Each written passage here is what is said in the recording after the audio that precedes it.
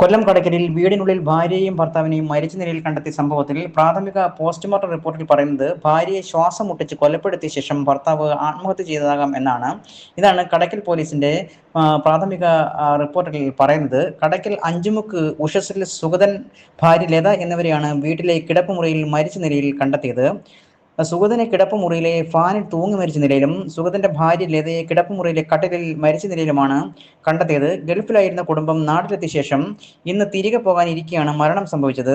ഇവരുടെ മകൻ ഗൾഫിലേക്ക് ഇന്നലെ തിരികെ പോയിരുന്നു. രാവിലെ ബന്ധുവായ യുവാവ് ആഹാരവുമായി എത്തിയപ്പോഴാണ് കതക് തുറക്കാത്തതിനെ തുടർന്ന് കതക് ചവിട്ടിപ്പൊളിച്ചപ്പോൾ സുഗതനെ ഫാനിൽ തൂങ്ങി മരിച്ച നിലയിലും ലതയെ കട്ടിലിൽ മരിച്ച നിലയിലും കണ്ടെത്തുകയായിരുന്നു. തുടർന്നാണ് കടയ്ക്കൽ പോലീസ് സ്ഥലത്തെത്തുകയും അന്വേഷണം നടത്തുകയും ചെയ്തത്.